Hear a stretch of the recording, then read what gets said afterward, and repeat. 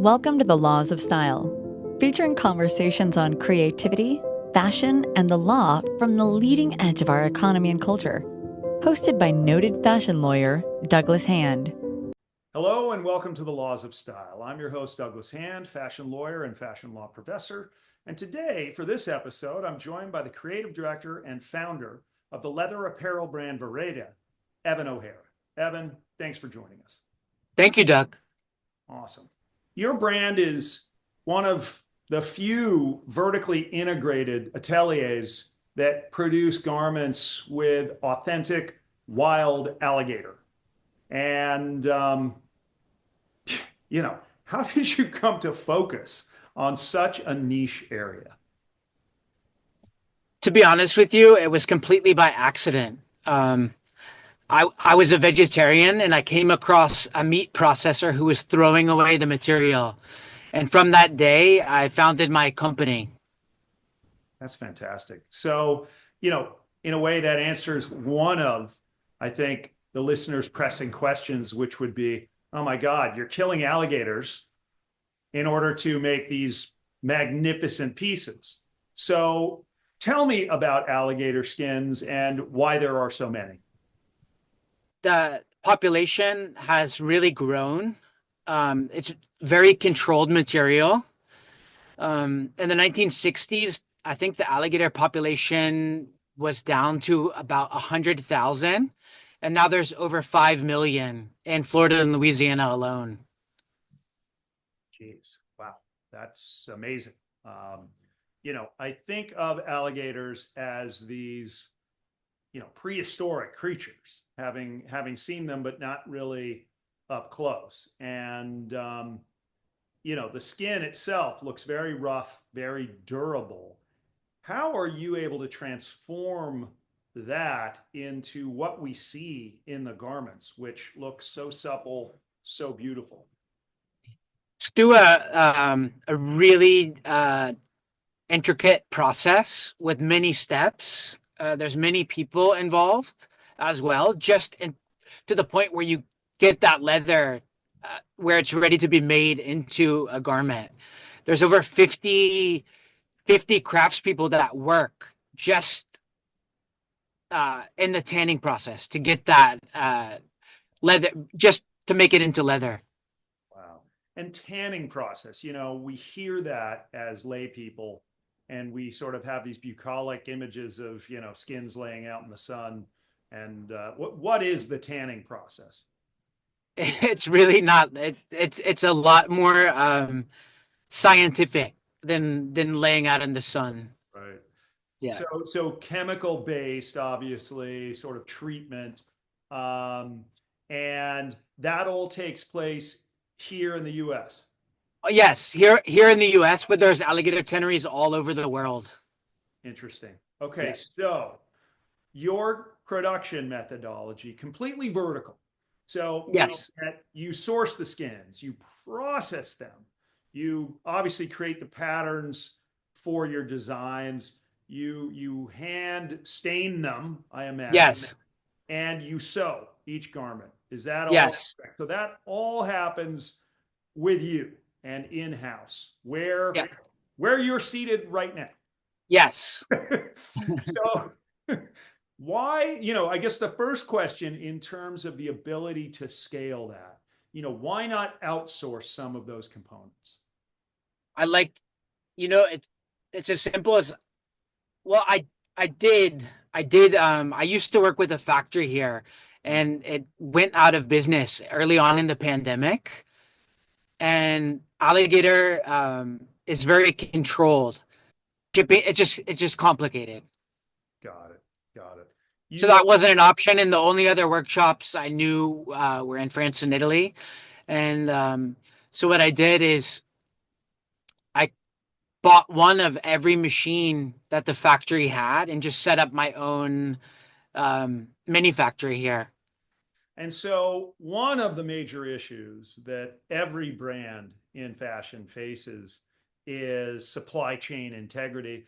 And you have circumvented that by your supply chain being completely owned and run by you. Yes. I mean, that's a fantastic offshoot of that. So let's talk about the product. I mean, what are the price points? I assume they are not low. I mean, I've seen some of your garments and they are really magnificent, sort of generational items that you would hand down. The price points, I try to make it as attainable as possible, where I have keychains that are $75, card holders, under $200. All my material, there's no waste. When to make the garments, I shave the leather, and it's on a bend knife splitting machine is the name of the machine, and the leather has to be flat to fit in that machine. So where the legs of the alligators are, they have to be chopped off to go through that machine. But I save, and all my small leather goods are made from those. And so you save each piece to make smaller items like. Yeah, to make small leather goods and accessories. Got it. Got it.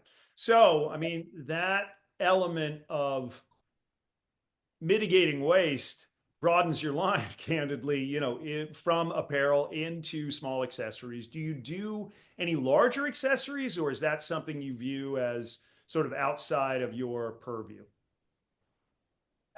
I I I do, yeah, I do larger accessories as well. Pretty much on request. Let's talk about request, because I imagine even with your attempts to have lower price point items, you have certain items which you get specific requests for. I think when we think of exotic skins, we often think of somebody appearing on a red carpet that is dressed and very wearing something that is very attention grabbing. So what are some of the requests? And if you want to share clients, great, but you certainly don't have to. I'm more interested in the products themselves that you've made for certain of your bespoke clients. Yeah, I've done bespoke trench coats. I bespoke trench coats. I did bespoke trench coats for a husband and wife, which was pretty cool. I just made overalls, which was really fun. Oh, wow. I've done, a ton of super interesting garments, kilts, some unusual requests that other brands won't really take on. Somehow they sort of gravitate towards me. Right, right. Kilts. I mean, that almost is going to make somebody look like a Dungeons and Dragons character with a alligator. I've done really specific dyeing work as well. What is the natural color if you were to go through the dyeing process in natural, and then how many colorways can you achieve through the dyeing process? It's an off-white color, and from there it's ready to accept dye, and then you can do whatever color you're after. That's how all leather's made. That's not specific to just alligator. That is so interesting. I think most of our listeners would have thought that leather's natural state is, some shade of brown, and that, from there you make the modifications. It takes up to 2 years for a giant alligator just to go through that whole process, which is also why it's an expensive material, because it's time consuming and laborsome. Yeah, yeah. Tell us about the brand name. Does it have any personal meaning for you? It does. So it's part of the name of the street that I grew up on in Florida. Well, and yeah, I didn't get to that. You are a Florida born and raised. Yes. And obviously that led to exposure with this amazing animal. Is that, do you think, how you ended up working with it, or was it more happenstance? No, it was more happenstance. I was working in fashion houses here in New York City, and I was working with material, and it's just so unique. No two alligator skins are the same. And I was working with all leather, not just exotic leathers. But I was drawn to the uniqueness of the material. And I'm very hands-on, and I wanted to see how it was done. And I actually went hunting that's how this all started. I went hunting and I came across, after I hunted the alligator, I came across people that buy the meat, and I had told the meat processor, I want the skin to have it made into leather, and that he had told me that he was throwing the material away. From there, that day my company was founded, and then we've been upcycling material together ever since. That is a remarkable and genuine hunter-gatherer story that led to a fashion brand. I love it. That's And, and so the name is Vereda, which means path in Latin. okay. So I chose the name because it's sort of my path, of moving to New York City to working in fashion houses to ending up in Florida and my in the yard of the house that I grew up in, processing alligator skins. Wow. Wow. All right. So where is Vereda sold? I mean, I imagine with its specific nature and certain, private client orders, it may not have. I mean, I'm struggling to think of retailers that carry it. Do you have retail accounts or is it all direct to consumer? So I've had a long running partnership with Bergdorf Goodman, where I've designed a few collections for them and a few other retailers, 4510 in Dallas. Um, a lot of private clients, but I do work with retailers as well. I've done projects with Farfetch, online retailers as well. And so plans for the business. I mean, this is obviously a very personal endeavor to you. Do you have plans to scale it? Do you have a vision of the future where the brand is $1 billion company? I'm not so focused on the size, but we are growing. We're constantly entering new categories. And 2024 we started trunk making, which is pretty cool. Um, we did a project for McLaren, so car interiors, um, interior design as well. Um, in the past couple of years, we've had pieces that were at Art Basel in Switzerland, the Armory Show here in New York City, Design Miami. So we are growing into new categories that are even outside of the fashion industry, which Interesting. is exciting and fun. Yeah. Yeah. Well, I mean, it is such a textural, I mean, I'll call it a fabric. It's a skin, but element to work with. I certainly see the home applications. I mean, to have a pillow or a poof or God, I mean, a lounge chair in Alligator would be pretty remarkable. And you know, as we've seen with many of the luxury houses, there is an appetite for even those types of exquisite and high priced things. So is that, as you think of branding, is there an element to this is a luxury house just by virtue of what you're working with, or is that not in the mindset? It's not really in mindset, but I would love for the brand to live on after me. So there is a lawsuit involving the state of California and other states suing the state of California for a law that was put in place banning alligator skin. Um, do you know about that? What are your thoughts about that, if so? California tried to ban alligator and croc leather, and the industry sort of came together because of that, and we were and Florida, Texas, and Louisiana actually sued the state of California. And there's good and there's bad parts about the these large luxury groups getting involved in the industry. But the one thing is they put a lot of money when this lawsuit happened, and they hired some of the best biologists in the world, and they looked into this stuff because the material is very traceable. There's not another material that's traceable in the way that alligator skins are because of the controls. Like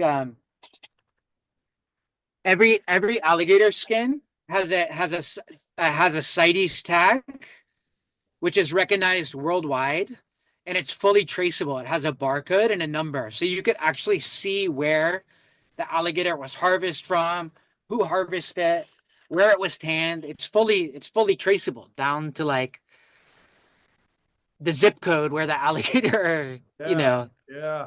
Well, came and from. many posit that's the future of fashion in terms of supply chain integrity is to have from raw material traceability. And that's very interesting that because of the origins of alligator skin having been a protected species back when its numbers were dwindling, I assume that's the reason that Yes. tagging. But the unintended result is that from a product standpoint, you have a very clear chain of title, so to speak. Um, And LVMH and Caring, they hired, biologists that my company could never afford, to do these studies, and they found out that it was the most sustainable material company wide, even though it was one of the smallest materials because of the price point, but it was the most sustainable material. you and your wife, Gigi, have worked together to establish a nonprofit, Closely Crafted, which Yes. prioritizes the preservation of local artisan craft and manufacturing. And for our listeners, I mean, I know because I'm part of Closely Crafted as well. But why is this mission so important to you? It's really about prioritizing local craftsmanship, and we noticed um,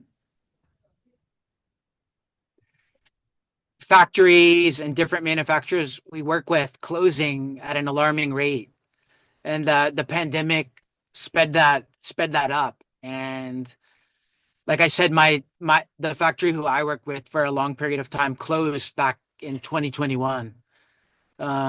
And that sort of led to the creation of Closely Crafted. Closely Crafted helps preserve traditional craftsmanship. That is very much what you're doing. One of the elements of that, I guess, or one of the results that come from local production is some environmental efficiency. I mean, you're not using means of production all over the planet, so you're saving in terms of the logistics. Um, Obviously, the waste issue that fashion has is related to a lot of elements, not just logistics, largely overproduction. And you have obviously chosen a path where, while you may scale and increase production, I don't think you're going to be pumping out as many units ever as Shein. Um, Definitely not. is that deliberate and conscious as a choice that you want to be, you know, part of slow fashion, part of making things that will last and be handed down? Definitely. That's our intention and always has been and always will be. How do you feel about so much new apparel production? I mean, how much new apparel production do you think there really should be in the fashion industry? Much less than what there currently is. We are all awash in clothes, and they um, often are underneath our feet as we bury them in landfills. Uh, Um, Quality over quantity. well, so just to be provocative, how do you respond to claims from some that sustainable fashion, while laudable, is just so expensive, and therefore it's kind of an elitist statement to say, hey, you shouldn't be buying Shein, you shouldn't be buying Zara or H&M, you should be buying my $1,000 plus items. You should be buying Stella McCartney, you should be buying Dior. How would you respond to statements like that? I think there's options out there, that that are more attainable and much greener. Such as, are you speaking of like secondhand market as well as certain new but quality items? Definitely. Yeah. Yeah. It doesn't have to be new items. So you're in the fashion industry, and many view the fashion industry as being glamorous, right? Yeah, has that been your experience? I mean, what are some of the more surreal moments that you've had in the industry, and were they glamorous or were they decidedly unglamorous? I have a very rare perspective because one day I'm in rural Florida sourcing and processing pins, and then the next day I'm here in New York City at a high profile fitting, you know? So I think I have a very unique viewpoint in that sense. Yeah. Do you feel that that keeps you grounded and keeps Yeah, the grounded? I do, and I love that I can move between both worlds. Yeah. Yeah. It Well, so definitely keeps me grounded. yeah, let's It's talk. not the normal in fashion. I agree completely. I mean, fashion, um, it is its own universe, but it's actually pretty small, as you and I both know. Um, and sometimes it's hard to get out of that bubble, I find, and see how people outside of the industry are living, what their concerns are. We can often be wrapped up in what the fashion industry is concerned with solely, and that certainly isn't all of life. I had a pretty surreal moment last month. I was waiting for a flight at the airport and to go process alligator skins down south. And I was by the newsstand and I had one of my pieces in the GQ Man of the Year edition. And I saw that. That has to be exceptionally cool, especially if you didn't know it and you just sort of open the magazine. It's like, oh, hey, that's Yeah. Yeah. fantastic. Well, congratulations on that. That is fantastic. And speaking of GQ and menswear, I mean, who are some of you? And you're obviously wearing one of your creations there. And you, as I know, as a guy out and about, you're a very stylish guy. Who are some of your style inspirations, whether past or present? I don't really take inspiration, I guess, in that way. I'm more inspired by my environment. So I'm inspired by the old Florida that I grew up in, and I'm inspired by my daily life in New York City. And I'm constantly taking inspiration from both of those worlds. Well, so what do you think when we talk about fashion and we talk about style? Sometimes people conflate those. What is the difference between fashion and style to you? I think fashion is what's trending, and style is more timeless self expression. Yeah, certainly having a consistent style doesn't really mean you're necessarily in fashion at all times because you're kind of maintaining a consistent ballast approach. Well, on menswear, we've really seen this has always been with us, and it globally is certainly with us, that there's really no designation between menswear and womenswear. They're just garments. Do you think that that's the future, that we really won't have these designations of menswear and womenswear in the future, or do you think it's a bit of a marketing fad? I think the unisex is growing, but I don't know if it'll ever replace gendered fashion completely. I think there's room for them both. Well, undoubtedly, men's and women's bodies, are different.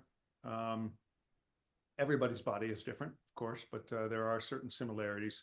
Uh, each sex holds within its own sex, um, and certainly tailored clothing is a component that mainly men have gravitated to. Do you find in your apparel designs that you are mainly guided by tailored clothing? I mean, do you look to outerwear and suiting for some of your design inspiration, or do you not? Do you look at other elements? I look at tailoring for sure. Yeah.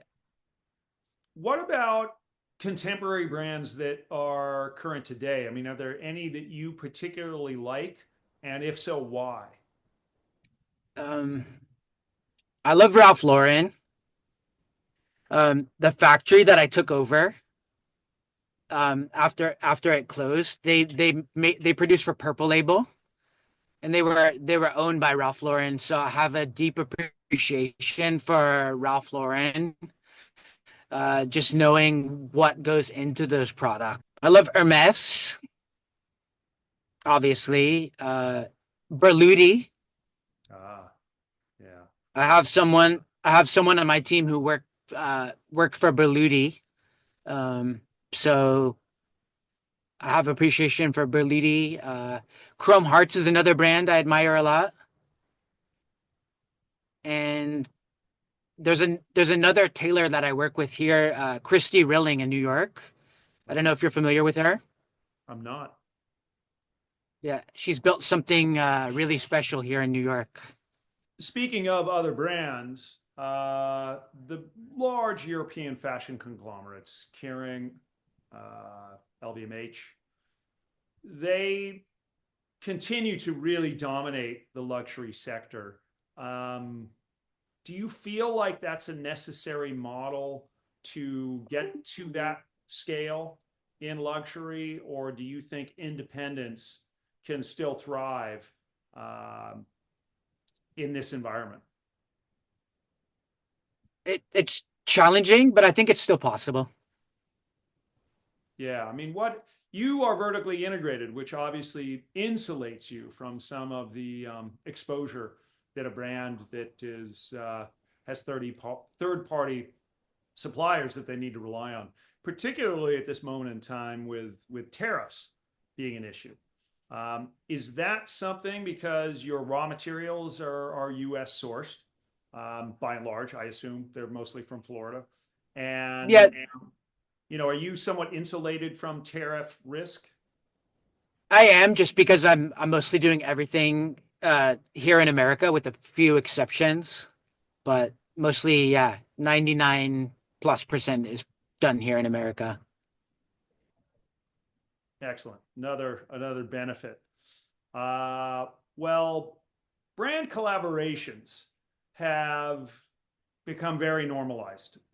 They are a media moment for many brands. They're a way for a brand to have a reason to issue a press release. They're also a way for brands to reach other customers by aligning themselves with a brand that is more attuned to a customer that is not the core customer of one brand.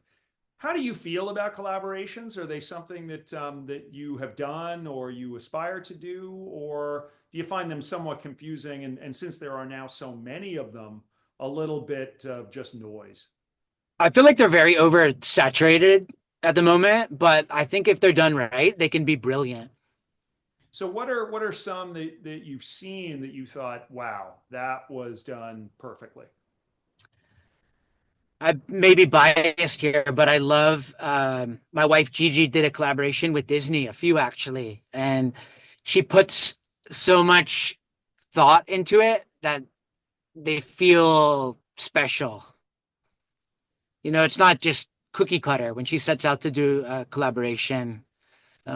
She really dives deep into the archive and puts in the time, and so I think if they're special and thoughtful, they're great.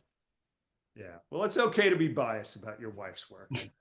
And I do think that collaboration is very cool. So, biased though you are, you're also correct. Well, related to the collaborations, also using influencers has become very much the norm. And by that, I mean, I'm not saying it's anything new. Obviously, brands for many, many years have had brand ambassadors. And back when brands were advertising largely on print, they'd often use certain celebrities to promote the brand. But influencers are somewhat different in that often they're famous just for being famous and not for any particular skill set. What do you think about using influencers for brand promotion? And do you think it works better for large brands or small brands? Probably better for large brands, and but it's not something I'm into, but they have reshaped the industry for sure. Well, you must have, and I'm not going to press for names, but you must have some clientele that would qualify as celebrity. Have you ever been tempted to ask them to promote the brand? Never. No. Yeah, just being a buyer of the brand is in a way the sort of quiet promotion, right? Yes. Yeah, sort of the most. I think consumers are pretty wise to to influencer marketing and celebrity marketing and realize, look, if somebody's getting paid, they're going to say whatever they're going to say. But if somebody actually buys your stuff and isn't gifted it and isn't paid to sit at your front row, et cetera, that does speak volumes. Well, Evan, that is a wrap. Thank you so much for joining us, and I look forward to seeing you as the weather gets warmer here in New York, and watching your. Thank you, Doug. You have to come visit the new studio and workshop here. Will do. Absolutely. Yep. Well, thanks Thank everybody you. for joining us. Bye. Bye now. You've been listening to The Laws of Style with Douglas Hand. For more information, go to our website at www.hballp.com. And you can also follow us on Instagram and Twitter at Hand of the Law. Thank you for tuning in, and stay stylish.